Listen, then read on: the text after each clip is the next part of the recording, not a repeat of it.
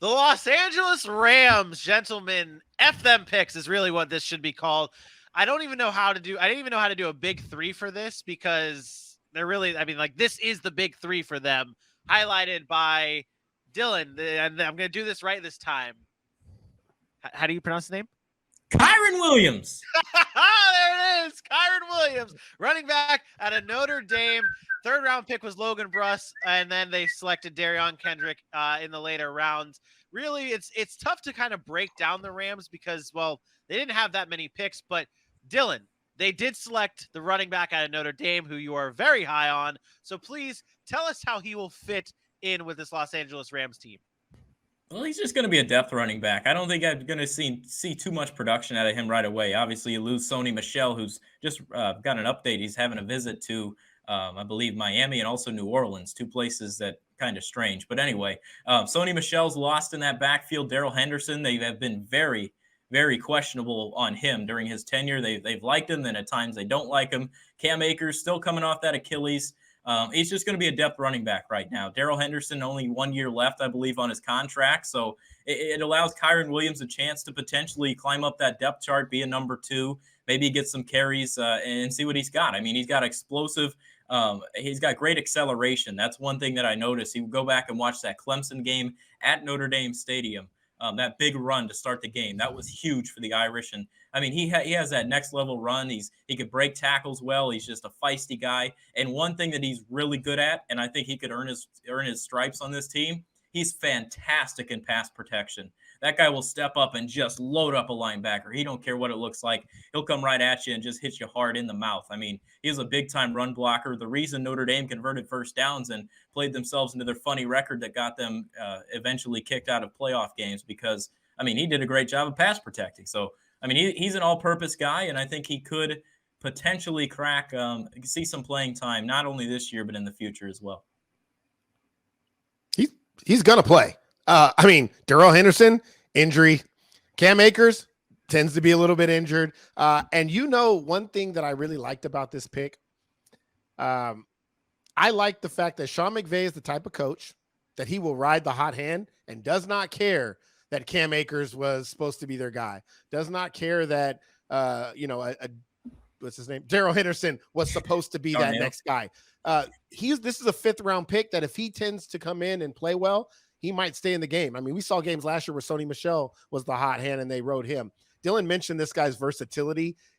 That's to me what stood out the most. He's very, very consistent. He's faster than he actually runs, like in a 40. He plays a little faster than that. But his pass protection skills and what he can do out of the backfield as a pass catcher with a very good, route tree and blocking, to me, is invaluable in the NFL. You can find a spot to play when you can block and be that third down running back that your quarterback trusts to stay upright. And with the Matthew Stafford, who's not old, but getting older, I think that could be big for the Rams. It would not shock me if at some point in the season, us fantasy players are saying, damn it, Kyron Williams taking carries away from Cam Akers and Darrell Henderson because they got beat up, and now it's this committee thing. It would not shock me at all.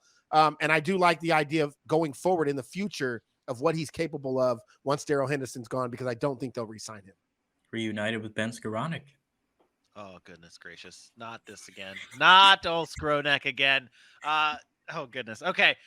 The rest of these Rams pick, though, Aaron, you were very high, and you gave the second best grade of your Rams draft to the selection of Darion Kendrick, the cornerback out of Georgia. In the 6th round, you gave that a B, your second best grade behind Williams. Tell us about Kendrick and what he could do. I mean, there's a glaring hole in the Rams secondary after losing Darius Williams. And I mean, they got to fill that cornerback 2 spot. Could Kendrick be that guy? Well, they went out and they got Troy Hill. They traded for Troy Hill, bring him back with the Rams. Look, Darion Kendrick is going to have some growing pains, but this is a guy, he played on Georgia. And when you play on Georgia, you tend to get a little bump defensively, especially last year. He can play both man and zone coverages, plays really good with good leverage at the line of scrimmage, can press, can also play downfield. He plays fast, and he has those quick kind of twitchy moves that has smooth hips to kind of get in and out of those breaks and track receivers. It's still somewhat of a project. He can be, have tunnel vision at times, and he can be slow to react to what the quarterback is actually doing. He doesn't kind of possess that breakaway speed to maybe keep up with some of the top end receivers in the NFL, but he can make plays. And I do like the fact that he's coming from a big time school, playing with big time other defensive players.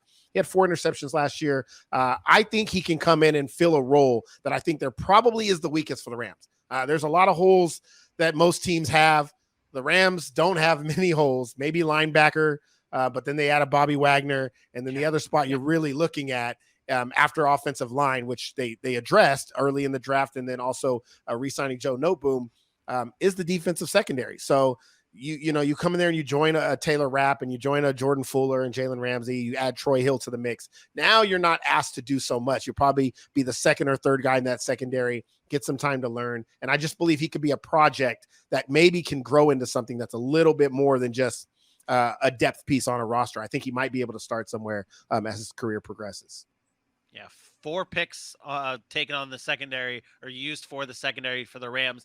That's the route they take. And I mean, when you're this defending Super Bowl champions, you can do whatever you want in the draft. You don't have to have any picks. You can just continue rolling, continue building depth, doing what you have to do, and the Rams continue their strategy and go secondary. Do you like them better this year, AJ, than you did going into last year? Hey, they stepped up, and I stand by everything I said starting last season. That's what we do. When we look at what's ahead, it's their job to go play on the field and show us differently, and they did it. No, I was a serious question. Like, do you look at them this year and think differently than you thought about them last year? Because they did lose some pieces still. We're talking about, the offensive lineman they lost, the secondary they lost. Like, do you look at them a little different? Well, I give them a little bit more respect because they've known how to overcome some things like that. Matthew Stafford's a big upgrade. Their defense getting Troy Hill back. He was one of my favorite defenders that they had next to Jalen Ramsey the season before. I think he did a lot next to John Johnson. So bringing him back to kind of keep that level of defense and secondary up, I'm about that. So, yeah, I mean, start off, they should be better. Do I think they're going back to back? I think that's a lot. Let's see how the rest of this NFC West shook out in terms of overall GPA. And it looks like this: the Rams at 2.59, followed up by the San Francisco 49ers at 1.96. Yeah, that's how it ended up shaking out, gentlemen. That's just the way it is. Worse than the Commanders. But we were just yeah, it was worse No, than the Commanders. it wasn't. I thought 1.98. Oh, well, see, close. Okay. All right. Yeah. So that's what happens when you draft a running back that you don't need with your second pick. We move on. I digress. But we were just talking about the Seattle Seahawks. They end up with the highest grade, and like you said, Aaron, they had the most. They had the most complete draft. They ended up making the right picks. Even in the later rounds, you got a Bo Melton, who AJ you were just very high on, and then you got the Cardinals at a 2.6. I mean, those are good drafts for both those teams, in the Cardinals and the Rams. But at the end of the day, it's the Seattle Seahawks reigning supreme. Yeah, for sure. And I don't know that we've had a grade as high as the Seahawks so far. Maybe we had a 3.6 in one of them. Maybe the Jets, or I don't know. But I was highly impressed with Seattle. And I'm not saying they're going to come and win the division now because they had what we call a good draft. But this is the step. Their next step is finding their quarterback, right? So they started to put some pieces in place. The DK Metcalf contract is going to be next. They'll start putting pieces in place and then building that foundation. So when they do go out and either draft a quarterback next year, a Bryce Young or, a CJ Stroud, if they can bring one of those guys in, then you're already set up for success with the foundation, and you don't have to worry about a young quarterback coming into some shit box of a roster. So like the Atlanta Falcons or one of those. Linebackers. Hey, they got a lot of linebackers. We'll get to the NFC South because I got a lot to say. Good. But that's what happens when you have your owner. You got good ownership. You got good management. Got a good coaching staff. That's what happens. So I think that's the way the Seattle Seahawks are rolling. It's a good start. A good start to their rebuild.